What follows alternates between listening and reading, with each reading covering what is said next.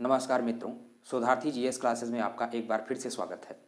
आज हम समास की श्रृंखला को आगे बढ़ाते हुए बहुब्रीहि समास के बारे में हम विस्तार से जानेंगे कि ये क्या है और समझेंगे कि इसको आसानी से कैसे परीक्षा में हल किया जा सकता है। तो आइए देखते हैं बहुब्रीहि समास के बारे में। बहुब्रीहि समास, देखिए जो बहुब्रीहि समास है इसका कोई भी पद प्रधान नहीं होता है, यानी हम इसको कह सकते हैं कि इसका अन्य पद प्रधान होता है। अन्य पद प्रधान होता है। देखिए समास में मुख्यतः दो पद होते हैं। जैसे यहाँ पर लिखा हुआ है मृग समूह। मृग समूह अगर लिखा हुआ है तो ये आपका पूर्व पद है और ये उत्तर पद है। तो इसमें ना तो आपका पूर्व पद और ना ही आपका उत्तर पद प्रधान होता है, बल्कि इन दोनों के अलावा एक अन्य पद की प्रधानता होती है, या हम कह सकते हैं इसमें कोई भी पद प्रधान नहीं होता। हालांकि मृग समूह ये बहुब्रीहि समास का उदाहरण नहीं है। तो चलिए आइए देखते हैं कि बहुब्रीहि समास क्या है। तो सबसे पहले एक छोटी सी कहानी सुन लीजिए कि आप बचपन के दिनों को याद कीजिए कि जब आप लोग नर्सरी केजी या कक्षा 1 या 2 की क्लास में हुआ करते थे, तो उसमें क्या होता था कि कभी आपका पेंसिल गायब हो जाता था, कभी कॉपी गायब हो जाती थी, कभी कटर, कहीं रबर, इस तरीके से छोटी छोटी चीज़ें गायब हो जाया करती थी। तो उसमें कुछ शरारती लड़के होते थे जो सामान को चोरी कर लेते थे, और उसमें हर क्लास में, हर विद्यार्थी के जीवन में, उसकी हर क्लास में कोई ना कोई, बचपन की बात कर रहे हैं, ऐसे लड़के रहे होंगे जो सामान गायब करने में कुख्यात रहता था। तो उसका नाम ही पड़ जाता था चुट्टा। तो उसमें हम देखते हैं कि जब भी किसी का कोई सामान गायब होता था तो ये कहने लगते थे कहीं उस चुट्टे ने तो नहीं गायब कर दिया। तो इस कहानी का आशय ये है, अब मान लीजिए उस व्यक्ति का नाम है सुरेश उदाहरण के लिए, और वो सामान चोरी करता था। ये बात बचपन की है।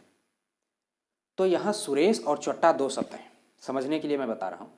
ठीक, ये बहुब्रीहि समास को समझने का एक तरीका है। देखो बहुब्रीहि समास में क्या होता है, ये किसी की विशेषता को बताता है। कोई भी शब्द अगर विशेषता को बतलाता है तो वो बहुब्रीहि समास होगा। अब ये विशेषता के बजाय अगर किसी का नाम ले रहा है, यानी हम सीधा सीधा कहें, ऐसे समझ सकते हैं, जैसे दिया हुआ है चक्रपाणि। क्या दिया हुआ है? चक्रपाणि दिया हुआ है। तो यहाँ पर ये चक्रपाणि, चक्रपाणि का मतलब होता है हाथ, और चक्र तो आप जानती हैं जिसके हाथ में चक्र हो, अर्थात विष्णु जी। किसके बारे में बात हो रही है? विष्णु भगवान के बारे में बात हो रही है। यानी कि ये किसकी विशेषता है? चक्रपाणि। किसकी विशेषता है? विष्णु भगवान की। ये वही बचपन की कहानी जो अभी हमने सुनाई कि अगर उस लड़के का नाम महेश है या सुरेश है, कुछ भी हमने बताया, तो अगर आप सुरेश कह रहे हैं तो उसमें बहुब्रीहि समास नहीं है, क्योंकि सुरेश उसका पर्टिकुलर नाम है, कोई विशेषता नहीं है। हाँ, अगर कह दिया गया चुट्टा तब तो बहुब्रीहि समास हो जाएगा, लेकिन अगर आपने सुरेश कहा तो बहुब्रीहि समास नहीं होगा, वो एक संधि हो जाएगी, समास नहीं होगा। उसी तरह से अगर विष्णु कह दिया जाए तो ये आपकी ये संज्ञा होगी। क्या होगी? संज्ञा होगी, जबकि आपका ये समास नहीं होगा। ठीक है, क्योंकि वो विशेषता नहीं हो, तो नाम है पर्टिकुलर, और नाम क्या होता है? संज्ञा होती है। तो चक्रपाणि हो गया। इसके अलावा दशानन।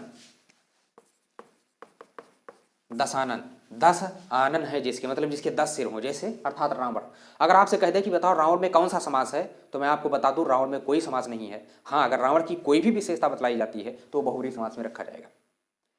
रावण क्या है? ये नाम है, ये संज्ञा हो जाएगी, समास नहीं होगा इसमें। ठीक है, दशानन हो गया, चक्रपाणि हो गया, गजानन हो गया, गजानन हो गया, चतुर्भुज हो गया। चतुर्भुज मतलब विष्णु भगवान की बात है, चतुर्भुज। चतुरानन, चतुरानन, आनन का मतलब सिर होता है, जिसके 4 सिर हो, अर्थात ब्रह्मा जी की बात हो रही है, तो चतुरानन। एक शब्द आता है वज्रांग। वज्रांग में कौन सा समास है?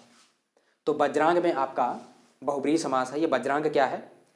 ये हनुमान जी का विशेषता है, हनुमान जी की विशेषता है। वज्रांग का मतलब जिसका अंग वज्र के समान कठोर हो। और ये वज्रांग, इसका ये तत्सम शब्द है, और इसका तद्भव अक्सर आप लोग प्रयोग करते हैं बजरंग बली। वास्तव में बजरंग बली नहीं होना चाहिए, वज्रांग बली होना चाहिए। आपसे ये तद्भव तत्सम में भी पूछा जा सकता है कि वज्रांग, ये बजरंग का जो है तत्सम क्या होगा, तो वज्रांग होगा। तो इस बात को ध्यान रखिएगा। इसके अलावा पीताम्बर है। पीताम्बर अर्थात ये भगवान कृष्ण की विशेषता है। पीला वस्त्र धारण करने वाला अर्थात भगवान कृष्ण हो गए।